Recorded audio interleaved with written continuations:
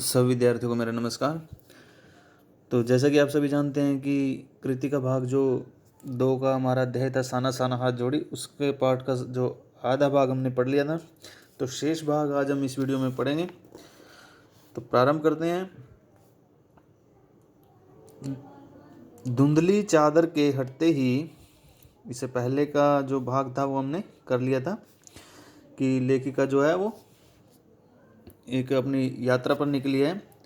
तो वहाँ का जो चित्र वर्णन है वो अपने इस पाठ के माध्यम से दर्शा रही। तो धुंधली चादर के हटते ही सामने विपरीत दिशाओं में खड़े पहाड़ दिखाई दिए। विपरीत होता है उल्टी दिशाओं में। इन पहाड़ों के बीच स्वर्ग के समान सुंदर दृश्य बिखरे हुए थे। पर्वत, झरने, फूलों, घाटियों और वादियों के दुर्लभ नज़ारे लेखिका को कहीं बहुत गहरे अपने आप से जोड़ रहे थे। उसकी आत्मा उदार होती जा रही थी। उसे लगा कि वह ईश्वर के बहुत समीप है। उसके होठों पर फिर वही प्रार्थना साना साना हाथ जोड़ी आने लगी। कुछ ही दूर चलने पर लेखिका की दृष्टि पहाड़ी औरतों पर पड़ी। वे औरतें पत्थर तोड़ रही थी। उनकी काया कोमल थी, किंतु उनके हाथों में हथौड़े और कुदाल थे। कुछ की पीठ पर तो उनके बच्चे भी बंधे हुए थे।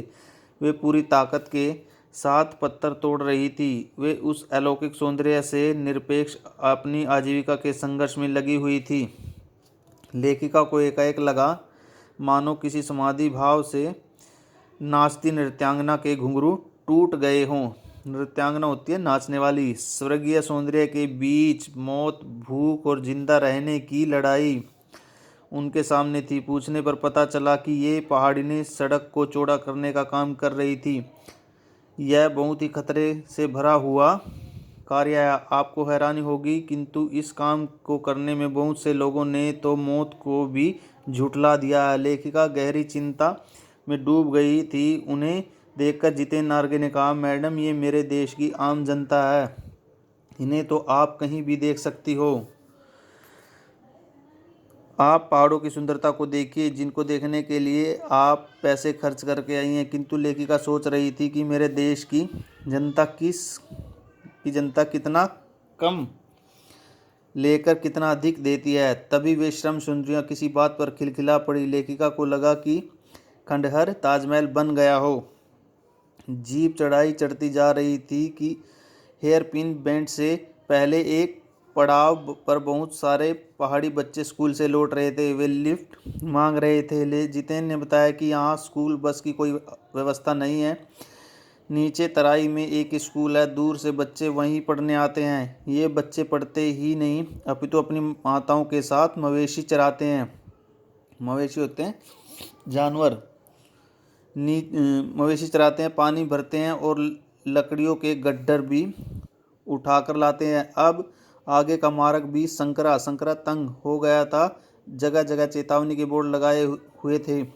सूरज ढलने पर पहाड़ी औरतें और बच्चे गायें चराकर लौट रहे थे। कुछ के सिर पर लकड़ियों के गट्ठर थे। शाम का समय हो गया था। जीप चाय के बागानों से गुजर रही थी। बागानों में कुछ युवतियां सिक्किमी परिधान पहने चाय की पत्तियां तोड़ रही थी। उनके चेहरे ढलती शाम के सूरज की रोशनी इसमें चमक रहे थे। चारों ओर इंद्रधनुषी रंग छटा बिखेर रहे थे। लेखिका इतना अधिक प्राकृतिक सौंदर्य देखकर खुशी से चीख उठी थी। योमथांग पहुंचने से पूर्व लोग कुछ समय के लिए लायुंग रुके थे। लायुंग में लकड़ी से बने छोटे छोटे घर थे। लेखिका थकान उतारने के लिए तीस्ता नदी के पत्थरों पर जाकर बैठ गई थी। वहां का वातावरण शांत था। ऐसा लग रहा था कि मानो प्रकृति अपनी लय, ताल और गति में कुछ कह रही हो। इस सफर में लेखिका दार्शनिक सी बन गई थी। रात होने पर जितेंद्र व अन्य साथियों ने नाच गाना आरंभ कर दिया था। लेखिका की सहयात्री मणि ने अति सुंदर नृत्य किया। लायुंग के लोगों का मुख्य व्यवसाय आलू, धान की खेती और शराब था। लेखिका की इच्छा वहां बर्फ देखने की थी, किंतु वहां बर्फ दिखाई नहीं दे रही थी। तो आज के लिए इतना ही। सिर्फ जो बाकी का शेष भाग है वो हम अगली वीडियो में करेंगे।